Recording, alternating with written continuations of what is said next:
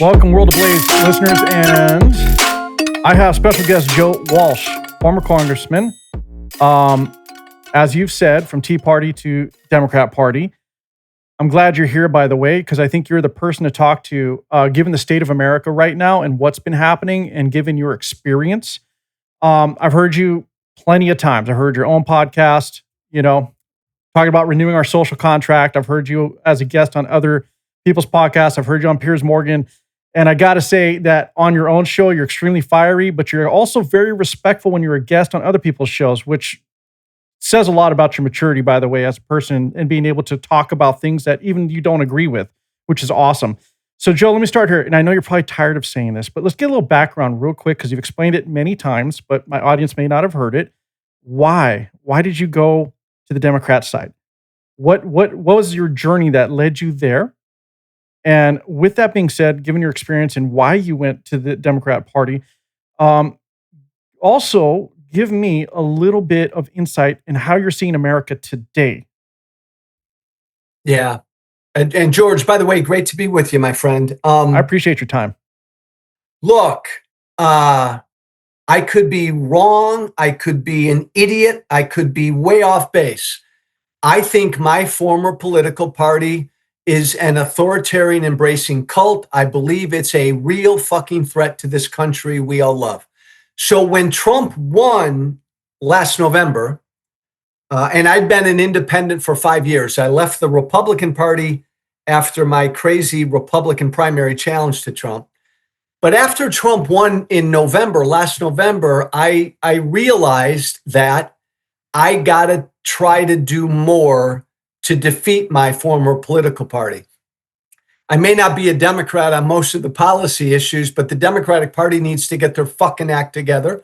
And so I thought if I could jump in and be part of the party and help them get their act together, like I spend a lot of my time going on CNN and MSNBC and yelling about Trump, and I write about Trump. I don't want to fucking do the next 4 years doing that. I don't want to be a commentator. I want to be in the political fight. We've got two parties. That party right there, my new party, is the only thing that can beat my former party. So I thought if I could get in and help that party become a bigger tent, because I'm no hardcore progressive, as you know, and help that party learn how to fucking fight, and maybe help others like me become Democrats now, then we could better help defeat Trump and what my former party is. That's principally why I did it. Otherwise, I just would have stayed a homeless independent. I think you represent a lot of people, even people that consider themselves still conservative, don't necessarily feel fully aligned with the Republican Party. I myself am kind of shifting that way. I'm a conservative, by the way, but at the same time, not sure where we're going. Can I ask you this? Have you seen the Republican Party in general on this path before Trump, or did it all start with Trump as president in 2016? No, that's a great question, George. And I've said repeatedly, you know what I think about Trump. Yeah, Trump I've heard. Didn't start this. The country's at each other's throats. Right. We're dangerously divided. Our fucking politics sucks. Our political system is broken. I was saying that when I was in Congress 12 years ago, way before Trump. So Trump's a response to that. I mean, if you think about it, only a really broken political system could elect somebody as horrible as that. So, I mean, he's made everything worse, and he's made us more divisive. He's increasing the divide and the hate and all of that. But no, he's the ugly product of a broken political system. When I was part of the Tea Party many moons ago, I could see that MAGA, the Tea Party became MAGA, and that's when I got off the train. But I could see those threads there. And when the Tea Party, when we didn't deliver, then those folks got pissed off and they turned to Trump, and he tapped into that anger. But yeah, I could see it brewing for a while. I wish I'd done more to address it early. I think you're right about Trump. Like when he came on the scene, I believe it was already headed that way. And what made him popular is he was kind of saying what people were thinking, but here we are now, and people are starting to question his solutions. I like some of the stuff he's done. I'm not on board with everything, though. I mean, I do think so. It's like he represents a certain part of America right now and how they feel. But even people who voted him in are starting to say, okay, where's this train going? Like, what is happening? Can I ask you this, Joe, from your experience, what do you think was broken? Like, can you define that, or is it too complex to really put your thumb on? No, George, that's a good question, man. And understand, like, I don't know anybody, maybe you do, I don't know anybody who's taken the same road I took. Like, I come from the Tea Party, and now I'm a Democrat. I come from the MAGA base. Most of the never Trumpers who you and I know, they were rhinos. They were moderate, squishy Republicans to begin with. Right. I used to fight those guys. I'm like the only never Trumper who literally comes from the MAGA base. So I understood why my voters, my supporters, my audience embraced that guy, because he was an outsider and he promised disruption. Fuck, I wanted disruption. When I went to DC as part of the Tea Party wave, I was a disruptor. I think both political parties suck. I've been saying this for a long time. I wish we had 3 parties, 4 parties, 5 parties. I think the way we vote is fucked up. Gerrymandering sucks. We've got elites in the media and elites in the political establishment who've forgotten about regular people. All of that Trump tapped into was the shit I was talking about before Trump. And so I saw the need for Trump. I voted for Trump in 2016. I didn't pay enough attention to him. I really didn't. I didn't take him seriously. But I voted for him because my people voted for him. And I knew why they voted for him. Because they wanted somebody to blow it up, tear it down, drain the swamp, all of that. Our politics was no longer meeting the needs of regular folk. Now, disruption, George, I think is good. You probably think it's good. I think, business needs disruption. Absolutely. Politics needs disruption regularly. So I'm a disruptor. But there are good disruptors and bad disruptors. It turns out Trump's an evil disruptor. Like, I know why people support him, but you got a guy who lies every fucking time he opens his mouth. And I could go on and on and on. So eventually he's just a bad disruptor, but they clung to him. Do you disagree with everything that Trump has done, though? I'm not trying to make that a loaded question, but just, what do you think? You know what, George? That's a great question that nobody's asked me in a while. Really? Yeah. People would ask me that question like up until the 2020 election, and then they'd stop.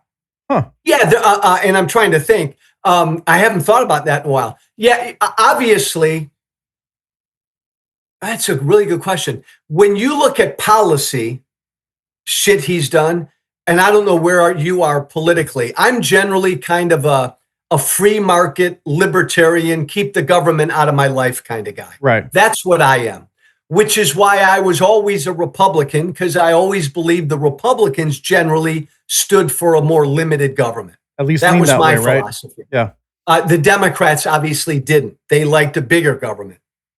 I would argue now what this Republican Party has become, it's a big government party on the right. So now we've got a big government party on the left and a big government party on the right. But there's shit Trump's done that I would support. I'm off the charts pro-Israel.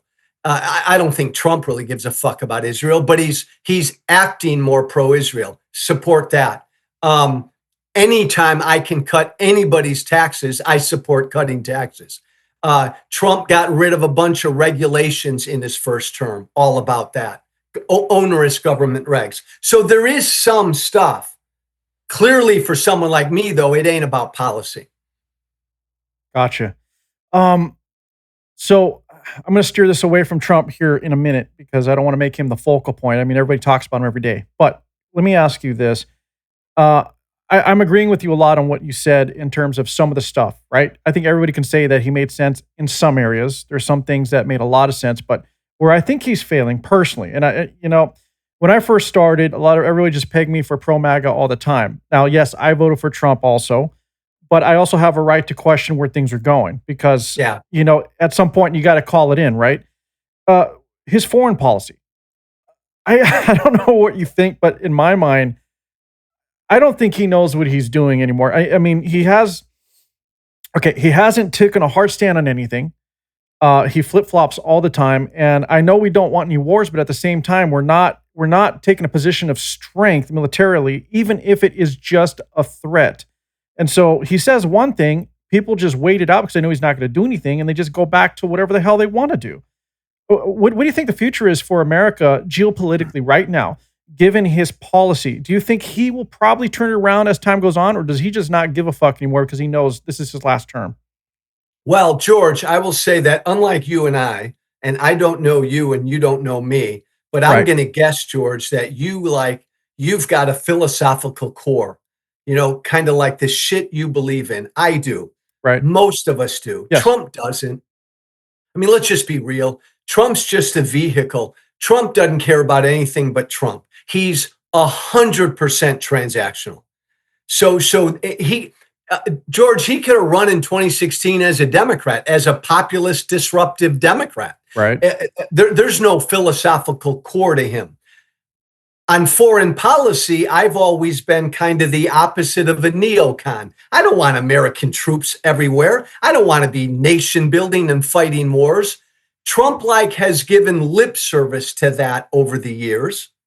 Again, I don't think he believes in it because, as you said, he's all over the map. There's no consistency.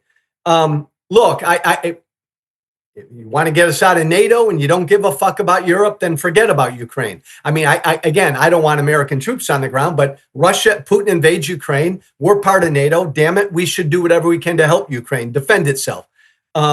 I tend to believe that Trump really likes Putin, and that's why he's doing what he's doing there. But no, there's no core that drives him. The one stupid policy he seems to have always believed in is tariffs. Right. Again, I think he's an idiot. I don't think he understands, but that he's going to stick stubbornly with his tariffs probably forever. Everything else, though, he's just given lip service, and the people around him are very much, and I know a lot of the people around him, they're very much hardcore nationalists. Like they want to build a fucking wall around America and keep people out. They want America to be a Christian country again. And so Trump doesn't care about any of that, but he's letting them dictate a lot. George, last thing I'll say, I'm a free market, free trade Republican from way back when. Okay. Maybe the Republican Party was never that. But I don't think that Republican Party's ever coming back. I think it's the MAGA party. I'm older than you for the rest of my life.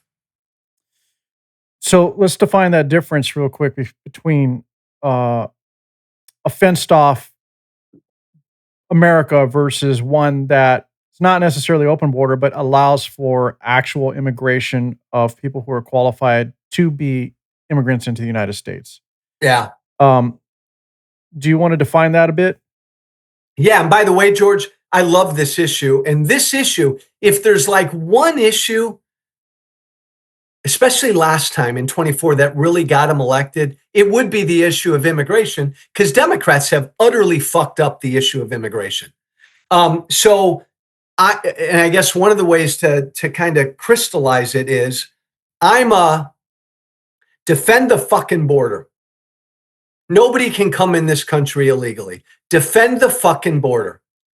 But damn it, make it easier for people to come here legally. It shouldn't cost so much money. It shouldn't take so much time. George, I'm one of these guys who I want to open my arms up to legal immigration. Like, I want America to be that shining city on the hill where white, black, or brown, fucking A, you want to come to America for freedom and opportunity. We welcome you. Muslim, Jew, Christian, I don't care what you are. You want freedom? Come on. Yeah, but I think any rational come here person, legally. Yeah, any rational person would agree with that, right? Stop. You would, George. Today's Republican Party wants to limit legal immigration as well. It animates a lot of what Trump's doing, like get rid of these people on student visas, deport all these people who are here claiming asylum. Americans will do these jobs. Today's Republican Party is anti-illegal and legal immigration, I think. Let's hope you're wrong. I mean, my perspective is I am like you. I agree in legal immigration. I agree they do need to make it easier. I have friends who've gone through the process that took them years, like just the hoops they got to jump through. And I also believe, though, America felt this way, and maybe it was just messaging and narrative that made America feel this way, as in, we got too many people here taking our jobs, too many people taking our resources, et cetera. And so I think that's what got us here. But I don't know if anyone, like, if they really took a step back and thought about it, I'm not sure if that's really what they believe at their core. Because at some point, all of us has an immigrant relative from somewhere. Like, my dad's half Portuguese. His family came here, from overseas. Most people I know have. So I hope you're wrong. Let's just put it that way. No, George, and again, no wrong or right here. You could be closer to right. It's just my read of today's party is the animating legislation, Tom Cotton and others putting forward legislation to put real hard limits on legal immigration. Yes. Till all of America is employed and shit like that. Which is not realistic. That's baloney. Yeah, that's not realistic. Right? And here's the other thing I'd say, George. Like, I understand that Democrats suck on this issue. And so Trump then comes in, and now he's doing this ugly, cruel, un-American shit when it comes to deporting people, right? Deporting day laborers and grandmothers. What pisses me off is politicians and the big business community created this broken immigration system. They're the ones who created this. I mean, incentivized people to come here. Yeah. Fuck them. We created this broken system, and people come here taking advantage of the broken system for a better life, and we're going to deport them. Like, politicians haven't had the guts to really address this issue for years. Yeah, you're right. We did create our own. We did actually create this situation. And it's not fair to penalize these No, it people. isn't. So let's move on to America right now. Okay. You said it. We're at each other's throats. We're fighting for no reason. Like, we're looking at our neighbors and starting to question whether or not we should, like, be friends or enemies. And I'm really concerned with all the rhetoric about trying to push us towards a civil war. You see the memes, you see all the bullshit out there, which I think we're going to hopefully be smart enough to never get there. But the idea of you looking at your neighbor and wondering whether or not you should shoot him in the head because he's on the other side is just a bunch of bullshit. But that's the messaging being pushed. Like, how do we get past that in your mind? Because the idea of having discussions like you and I are having, okay, and I'll be upfront, we may not agree on everything, but I'm not going to be disrespectful. I'm going to hear you out because I want to know where you come from. And then maybe I walk away with this going, well, Joe said some stuff that I need to think about. That's what we need to be doing. But how do we get past, filtering through the narratives, the messaging, the social media, all the bullshit that's keeping people trapped into this, like, bubble of thought process to where we need to be enemies and be so hard right and left? Because, I mean, fuck, Joe, we live in the gray most of the time. Let's just be honest. It's not always black and white. So what in your mind can we do to move past this? And George, that will be the most important thing you'll ask me in our conversation, because you know what I think about Trump and what I think about, I don't care who the president is. If most Americans stay on this road where we hate the person we disagree with, then democracy, this thing's done, period. Right. I actually think we're at a point where we as a people have to decide, as Marjorie Taylor Greene said a few weeks ago, do we want to stay together or do you want to have a nice, peaceful divorce? George, 12 years ago, would hold town halls when I was in Congress, and I would say then, before Trump, I don't know. Our founders gave us a great thing, but you know what? Our founders also thought every few generations, you may have to shed some blood if you want to keep this thing together. So I don't know if this thing can stay together. What's it going to take? Marriage counseling one last time, therapy one Right. fucking last time. And I got a great perspective because I used to be a dick. I used to be the proverbial political asshole. 7 or 8 years ago, well, you and I might have agreed on a lot, but if you and I disagreed, I'd have been an absolute jerk in a conversation like this. I went to DC to go to war. Anybody who disagreed with me, get out of my fucking way. I woke up, I saw the light, and I realized that wasn't helping. So now I'm trying to help heal the divide. But it comes to doing what you and I are doing here. Most Americans don't do this. You said it. We all live in our bubbles. We talk to people who think like us. Until we can get to a point where you and I disagree, but I don't want you dead. Right. Or I don't want you destroyed. Exactly. Then we're done. And right now we're at that point. Our politics incentivizes us to be there. Media and social media drive us there. But ultimately, it's on us, George, to turn it around. You know, what's ridiculous, Joe, is if you think about this as human beings, just our experiences, how we live, brought up, our environment, everything is always going to have an influence on us and how we see things. We're always going to have differences, but they shouldn't be to the point where we have to pick a side, like so hard right, hard left. Like, to me, that's just ridiculous. It doesn't make any sense to me because now it's like people are now calling, up on the rooftops, shouting down at the crowd saying, no, you have to pick a side. It's either us or them. And we're back to this us or them mentality, which is bullshit. Now, I'm going to ask you this, and if you don't want to talk about it, fine, because you've made a lot of comments about what happened regarding Charlie Kirk. I don't want to go too deep in the actual act. We all saw it. But what I want to get into is what I was surprised by. I thought that act, as horrendous as it was, would have brought America together, but it just really divided us more. What are your thoughts on that, Joe? Why did we separate and become more nasty and more like enemies than actual brothers and sisters, and just saying, damn, that was wrong. I don't know how we got here. We need to get our shit together. What do you think of the situation after that event?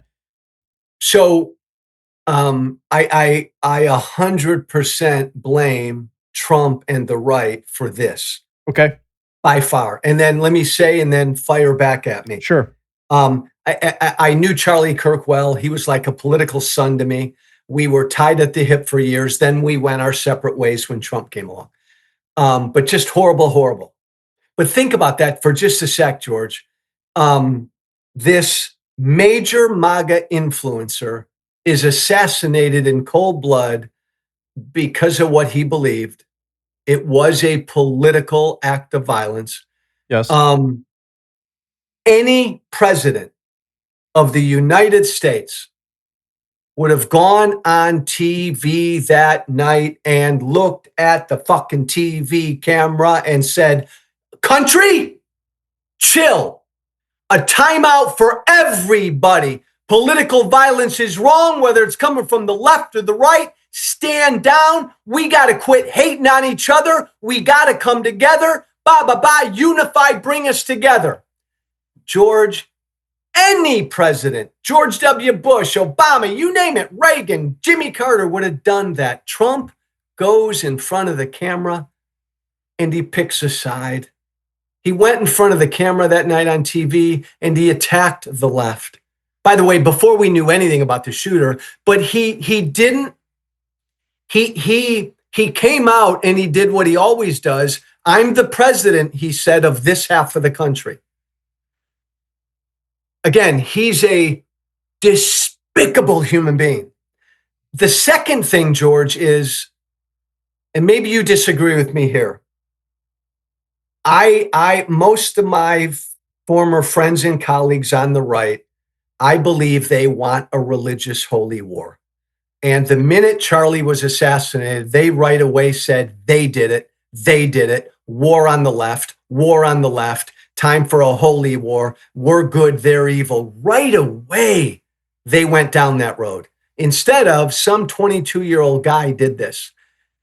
And I think I've had enough conversations with them over the years. They want this good versus evil kind of battle. The right does.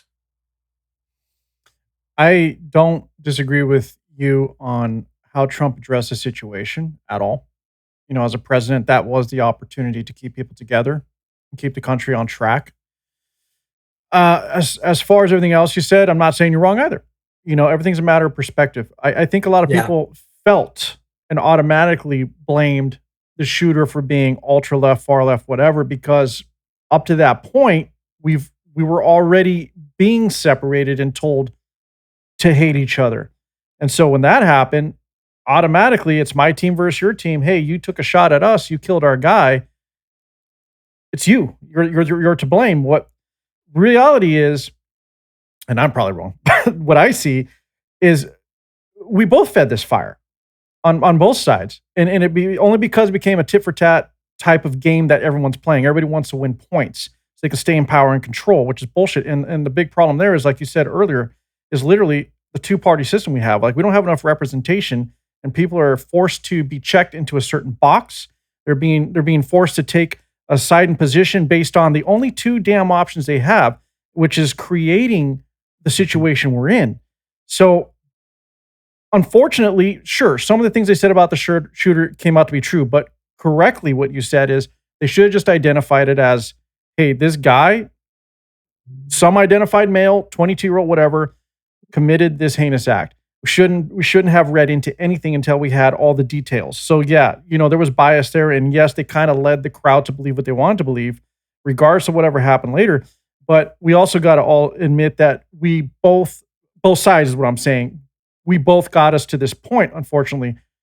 Yeah, no, this is a both sides problem. Now, the data is really clear on this. Over the course of the last 30 years, political violence in this country by every group that's ever studied it is mostly a right-wing problem. The data is overwhelming. This year, we're in 2025, by most data, is the first year in 30 years where left-wing violence exceeds right-wing violence. But like when Charlie was assassinated, there were idiots on the left who celebrated it. Yeah. But I was surprised, George. Damn near every Democrat said the right thing. And I found then the people on the right using his assassination as a call for war against the left. I found that to be way scarier than a bunch of nuts celebrating it. Yeah, I don't know if it was a call for war, but what I will say is this. I didn't appreciate Charlie's memorial being turned into a 10-hour rally, which is what it really was. I mean, they didn't celebrate him as much as you would think. It was really a Christian concert, a Christian sermon, and then it turned into a WWE event. I've said this with other people who are conservative, because, and even other people who are conservative or Republican agree with me, because, you know, I look at Erica, his wife, and I'm thinking, I don't believe this is what she wanted. I think she was pressured into that event the way it came out. Personally, I don't know her, but the way it looks from the outside, you know, from the outside looking in, it was very strange that they would take this as an opportunity to turn it into a rally, when it really should have just been a celebration and a remembrance. Agreed. Spot on, George. And again, you may disagree with me. I agree with what you just said, but I think the reason for that was this has been a real catalyst in the right's Christian nationalist movement.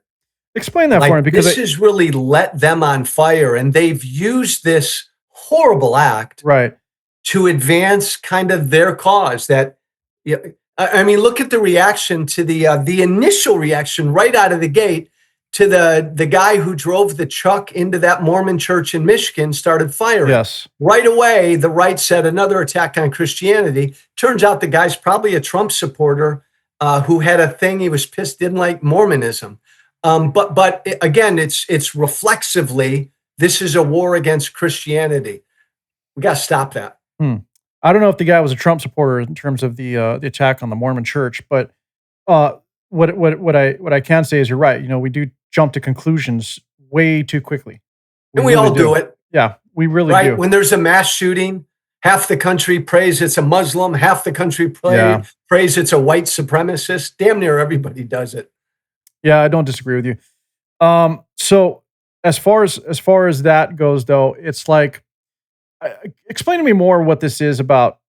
Everybody saying it's all about Christian nationalism. I mean, we've heard this before, but it's really been ramping up. Is there truth? Is there really teeth behind this? Or I mean, what's your thoughts on that? Like, why is this being called Christian nationalism? Because I don't know if it really represents everybody. And again, sometimes people just get on the bandwagon because they believe that's where their group is going, right? Yeah. So can you help me define or understand that more? Because I'm trying to understand why everybody is labeling this all as Christian nationalism. It's the belief that instead of a secular country like what we have now, where religion and the state are separate, and you're free to exercise your religion and be whatever, there's a movement called Christian nationalism that wants America to be officially designated a Christian nation, not indifferent than many of the Islamist nations that are out there in the Middle East. It's anathema to what America is, right?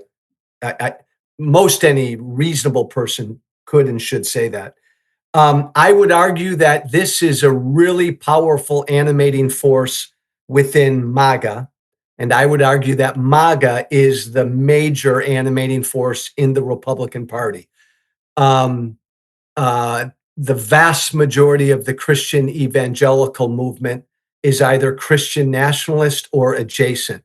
I'm Christian, born and raised Roman Catholic. I don't want America to be a fucking Christian nation, Muslim nation, anything. I want it to be a free nation.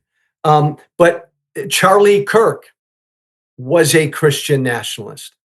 Mike Johnson, the Speaker of the House, has publicly spoken to this. Whereas when I was in Congress, a number of my Republican colleagues would privately talk about this, never dare say it publicly. They've gained in strength and courage over the years. So now they openly talk about it. They want to go back to when America was mostly a white Christian nation, blah, blah, blah. To me, it's scary. It's because it's antithetical to what America should be. But I think it's a really powerful force in today's Republican Party. J.D. Vance subscribes to this. Well, the reason I ask you that is because in my conversations with people that I know and other guests, most people who are even conservative don't see it that way or don't believe that, for example. And I'm not saying it's not there. That's why I asked you to define it, because I personally, I don't see it, but maybe I'm just blind, maybe, or I'm not looking for it. I have no idea.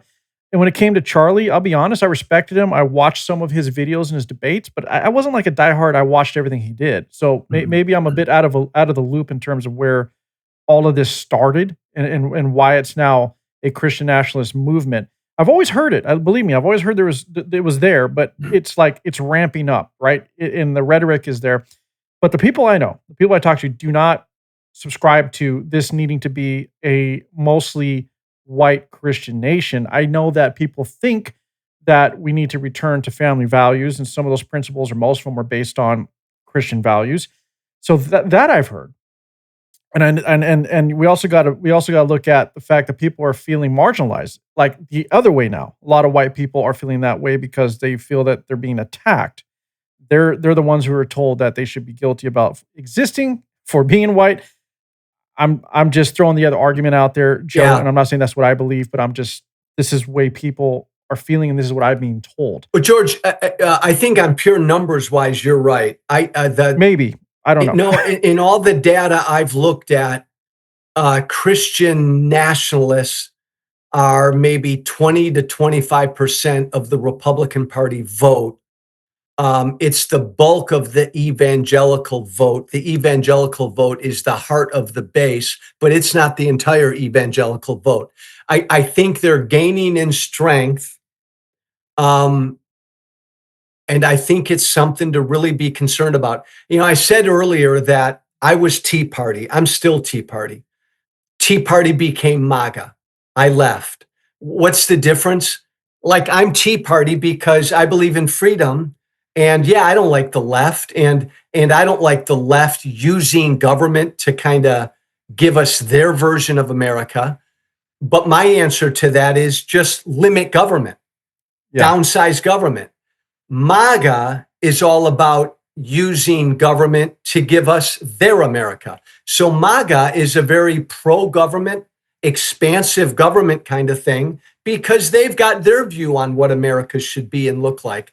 I oppose both of those visions. Keep government out of my life. Agreed. So we're I know I don't have you for a lot longer here, so I want to touch on this. Since you've come over to the Democrat Party, and I know that you guys have differences between you and the Democrat Party in terms of your core beliefs. I've heard some of your other interviews, and I can see where there's not, I wouldn't say tension, but they could say, well, I don't quite agree with you, but they want to hear you out at least, which is good. You're getting them to talk as well. Regardless of however you want to characterize yourself or label yourself in terms of party, they're open to listening to you because you came from the other side. Yeah. And you got a lot of experience. I mean, hell, we can't not deny who you are. So how's that going in terms of acceptance, in terms of when you have to have those tough conversations about your core principle beliefs and what they believe? Can you give us a little background insight into what you were experiencing with that? George, it hadn't been easy. Fair enough. It's been about 3.5 months. I can generally say that the Democratic grassroots has embraced me. And they've generally said, Joe, you were that crazy Tea Party guy, disagree with you on guns and Israel, whatever. Right. But man, this is all about defending democracy. We're all in this together. The Democratic Party establishment has been much more standoffish. Like, look, I think the party is struggling to figure out what to do because, and maybe you disagree with me. I think Donald Trump's one of the worst human beings that ever lived, but the Democrats lost to him. So if that doesn't tell you that Democrats have real fucking issues, so they're trying to figure out, George, in my conversations with them, do we go further, harder left and energize the left? Or do we follow Joe Walsh and let's have a big tent party and give me some people in the middle, moderate and conservative Dems? They don't know which way to go. So they're feeling me out. Like, a lot of people switch parties to run for office. Right. People ask me all the time, are you going to run? My answer is I'd love to run again, but I didn't become a Democrat to run. Like, I don't think I could win a Democratic primary right now. I'm not lefty enough. Right. So it's been a real mixed bag. No regrets though. What you said earlier though about them trying to figure it out and maybe lean harder left. I mean, how much further do they want to go? I mean, that's what lost them their position in the first place. That's what got them here. You know what they say, George? What's that? You know what they say? Because that's generally, I agree with you. That's my thought. What do you mean further left? And the answer they give me is, Joe, fucking A. Look what the Republican Party did. They went with Trump and they went as far right as you can go and they're winning. Kinda. I mean, Trump's I think not that's really an exception though. Yeah, Trump's not really a real Republican though. He really not isn't. real He anything, right. never claimed to be. He was an opportunist, I believe, and he was able to step in where people, like you said, were looking for a disruptor and looking for change. I think what you're trying to do, from what I'm hearing and what I've heard you speak of, by the way, on other shows, is I think you're just trying to help the Democrats become a common sense party. Thank you. Like, that's what I'm hearing. And let's be honest, a lot of people from I'm a Gen Xer, right, on the tail end, I guess, but a lot of people from my generation, we were more liberal back in the day. And they became a totally different party. And everybody else I know that's of my generation has pretty much shifted conservative. But even now we're conservative, but I mean, we're not necessarily on board with where it's going right now, at least the Republican Party. So, oh my God, George, you're so fucking spot on. Like, I wrote an article 3 years ago calling for a new political party, and I called it the Common Sense, Tolerant, Get Shit Done Party. Like, pick an issue, any issue, transgenderism. Okay. My party on transgenderism. What should it be? My God, be free, identify however you want to identify, baby. It's your life, your call, your decision. We shouldn't discriminate against you, gay, straight, transgender. When it comes to transgender men and women's sports, timeout. Competition's got to be fair, right? When it comes to transgender men in women's bathrooms, respect the privacy rights of both sides. But generally embrace transgender Americans, live your life, and let's not discriminate against you.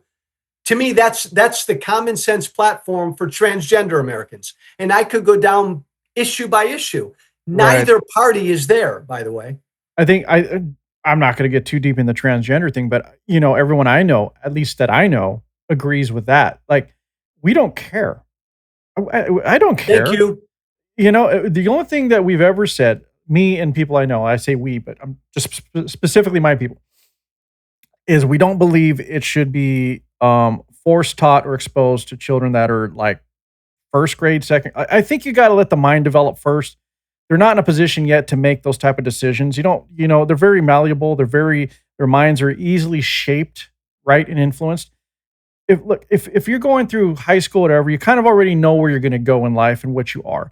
When you become an adult, I do not care. Do what you got to do. I just don't agree with it being pushed on children who don't even know themselves what toy they want to play with. Agreed, George. That's it. And that would be part of the common sense agenda on transgenderism. And again, I cede a lot to parental rights. If I were a parent and I had a first grader, a little first grade boy who thought he was a girl, I mean, I think I know how I'd feel as a dad, but it's up to that mom and dad to handle their first grade boy how they want. Whatever. But I certainly don't want schools and other people forcing shit down anybody. That's a good point. We did get away from letting parents be parents. Right? Yeah. And I don't even know when that started. At least I don't remember anyway. What do you think about the states lately? And California has been bad on this, by the way. This is where I live. Just trying to step in and get between the family unit, the parents and the child, and now the schools speak for the parent, and then the state steps in and starts to say, no, you can't do it that way because the state supersedes your right to parent your child. I know I may be sounding extreme, but I'm just trying to throw some examples George, out there. I'm with you, brother. This is where I've always been, right there with you. And this has always typically been the province of the left, interfering with parental rights. I'm a big school choice person. I think a parent should decide where their kid goes to school, and the taxpayer money should follow it. But what's weird now is we've got the MAGA right trying to do the same thing, supersede that parents can't turn their kids into transgenders in first, second, or third grade. Stay out of it. No matter what the issue is, stay out of it. Keep the schools out of it. I don't hear people except in the middle arguing that position. Like MAGA thinks of transgenderism. A bunch of the biggest MAGA media voices believe that it should be eliminated from the public square. It shouldn't exist, or it's a mental illness. I don't think that's where most Americans are. Well, here's the thing about this transgenderism. It's always been a minority of people who literally deep inside felt they were another sex, right? What is appalling, though, I'm going to say it, is we've never seen it lately, like now as it used to be, to where all of a sudden it's almost seems like it's just a thing to do. It's like a trend, and people are making these decisions and then regretting them later. But I'm not taken away from the person who truly knows inside who they really are, by the way. I am very cautious about how it has been turned into almost a weapon to divide people, unfortunately. Because how can we sit here and not acknowledge the upward trend of more and more people deciding all of a sudden they're trans versus it used to be like, I don't know, less than 3% of people that would actually you can identify. You're right. And George, I guess what this speaks to is Trump is an overreaction on almost any issue to how the left overreacted on every issue. So the left took this issue and tended to shove it in our faces. Accept it. And it was everywhere. And anybody can be it. Accept it. Accept it. And middle America, a lot of us kind of recoiled against that. What do you mean? What do you mean? We got 30 different genders? What are you talking about? It's like a dangerous narrative. The left shoved something down our throat. And a lot of that then helped elect Trump, who now is taking it in the other extreme on almost every issue. And exactly. And it's a dangerous, I'm not saying trans is dangerous. What I'm saying is the idea of pushing a narrative the way they are is dangerous because that could be applied to anything, right? And how they're trying to shove it down everyone's throats. And it's like maybe I'm not a conspiracy guy, but it's really starting to look very planned. It's like, George, it's like the issue of immigration. Right. So Democrats ignored the issue, welcomed people in illegally, opened up the borders, didn't defend the borders. So along comes Trump and says, I'm gonna defend the border, blah, blah, blah. They're eating cats and dogs and all the rest. So now look at what Trump's doing. He's taken it to an ugly, un-American dark place where he's deporting people without due process who are not criminals. And most of America is in neither one of those places. Most of America says, if you're a fucking violent criminal and you're in this country illegally, get the hell out. If you're a day laborer who's been in this country for 20 years, excuse me, that's different. You're part of a broken system. If you were brought here as a kid, okay, there's got to be a solution instead of deporting you to another country without any due process. Right. So now we're living the other extreme on immigration. So what we're seeing are both overcorrections and overreactions. Bingo. Yeah. In terms of immigration, I'm going to just touch on the agricultural worker, right? The unfortunate situation I've seen in most cases is I don't agree they should be targeting them, but the loophole it seems that's being used is they are generally part of the H-2A visa program. Okay, when these raids happen and they do catch these people, I don't think it's right what they're doing. They should give them an opportunity, but most of the people they have caught are people that were not part of that system, and it's not their fault. It's the employer who circumvented the H-2A system because they didn't want to pay the fees or the wage or whatever it was so that they can basically get the worker for substandard wages. They didn't have to house them. They didn't have to drive them back and forth to the farms. I think the farmers, not farm America, like not all farmers, by the way. I'm just saying, let's just say employers. Let me change it. I think the employers who are circumventing this program are the ones that need to be held responsible. So, George, bingo, you and I are on the same page. So instead of these folks, deport the employers who are circumventing our immigration system and deport the politicians who created this fucked up immigration system. It sounds like you and I agree that people who have been here, and I know there's going to be people who have a hard stance and say, well, they broke the law, screw them, send them back. I think it's easy to determine a good person versus a bad person in this case. If they don't have a record, they've been here, they've been contributing, they have a family, it's very easy to investigate and say, well, look, you broke the law, you got one on us, here's what's going to happen.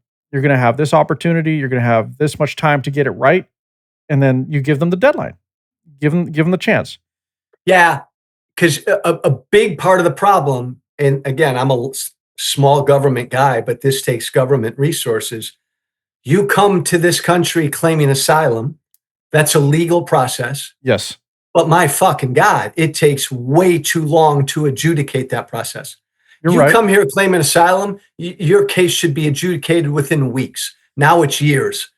So that's got to change and Trump did this. Every president does this. These people are given a little slip of paper. Your court date is in nine months. Come back and they're right. Off in the interior of the country. Right. Many never to be heard from again. Right. That is the problem.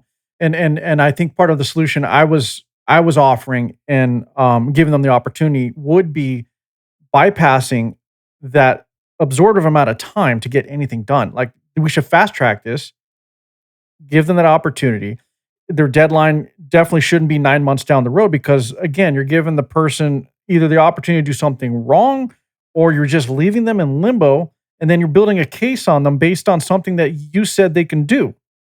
Bingo. Which is stupid. So then ICE is actually grabbing people in courthouses as they show up for. I don't agree with that at all.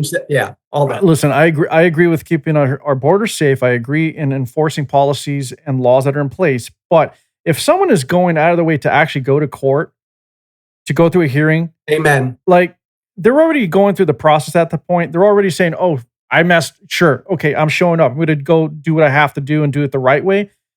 I don't believe that's where you start snatching people, man. You should be doing that before it even gets there. Bingo. Anyway, that's what I think. I agree, George. Totally. Look, I'm going to start wrapping up because I know you have like a hard out.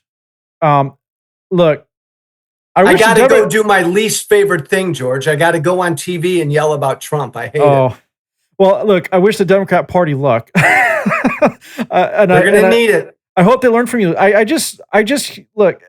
All I'm hearing from you is you want common sense. You're advocating for a common sense party, but you definitely don't like Trump because he has steered the Republican Party away from where it used to be. So I absolutely understand where you're coming from. Let me correct you just slightly. Okay.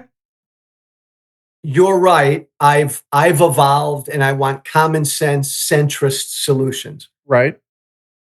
I oppose Trump and then his party, because it is his party, because I literally believe he's un-American. Like, here's where I am, George.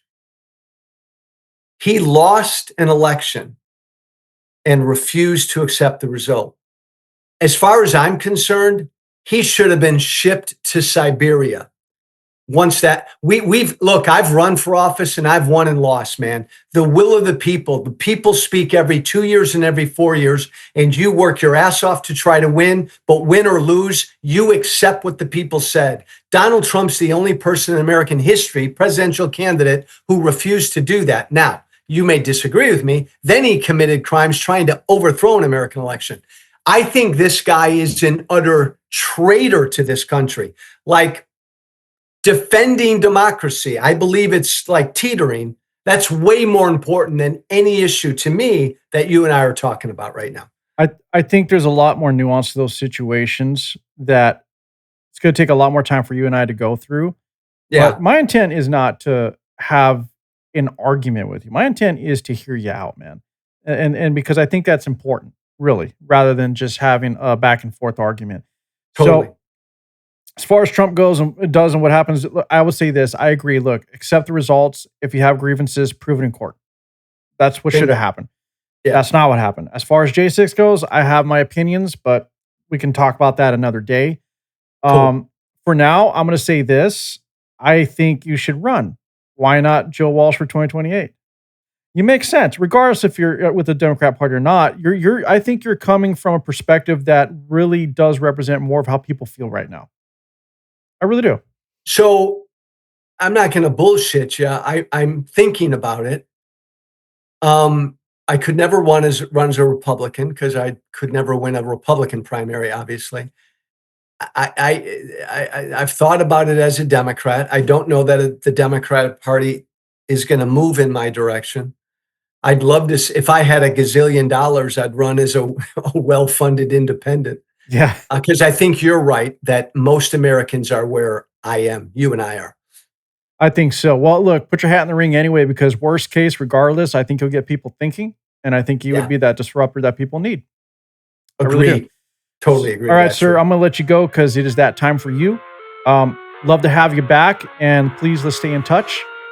And appreciate Hey, do me time. a favor, jerk. Yes, sir. All you got to do is ask. I'll come back. No worries. I appreciate it. Thank you, Joe. I wanna taste your content, hold your breath and feel the tension. Devils hide behind redemption. Honesty is a one-way gate to hell.